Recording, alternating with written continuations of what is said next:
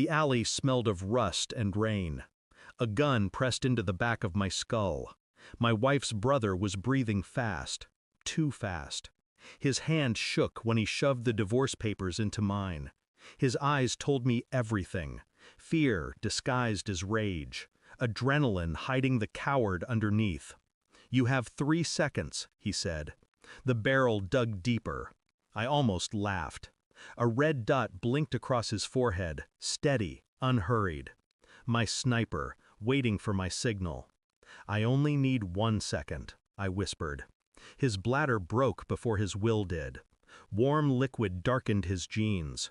The tremor in his hand spread to his voice, to his entire frame. I didn't sign. Not then, not ever. But the ambush was only the beginning. It started with whispers. Rumors I dismissed at first. A late text. A wrong turn of phrase. A sudden silence when I entered the room. She was colder now, my wife. Eyes elsewhere, smile thinner, touch absent.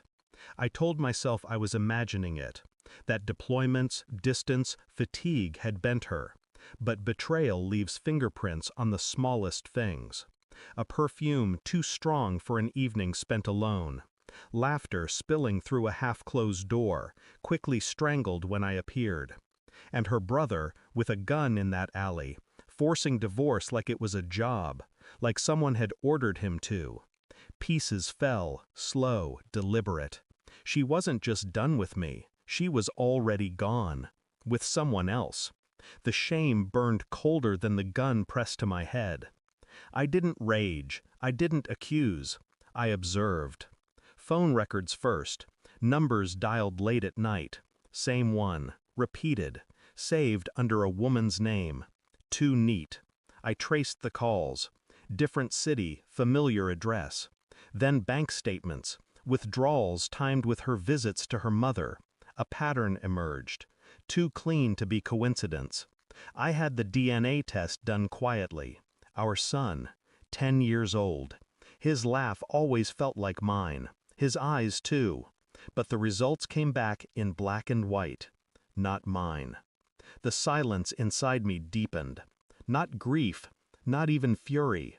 Just a narrowing of focus, like a scope aligning with a target. She thought distance made me blind. She never understood that distance sharpens vision. I kept playing the husband, smiling at dinners, driving her to appointments, pretending. While beneath the surface, I charted every lie.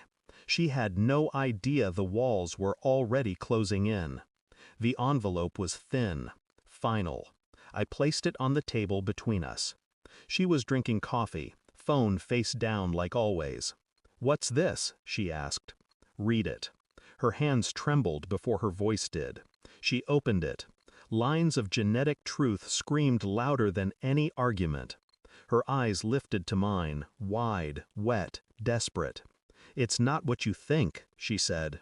I didn't answer. I didn't need to. She folded in on herself. Words spilled, denials, excuses, apologies, all of them meaningless. The silence from me was worse than shouting, worse than violence. It was judgment. It was a verdict already decided. She broke in front of me. I stayed perfectly still. I didn't yell. I didn't hit. I slid the divorce papers across the table.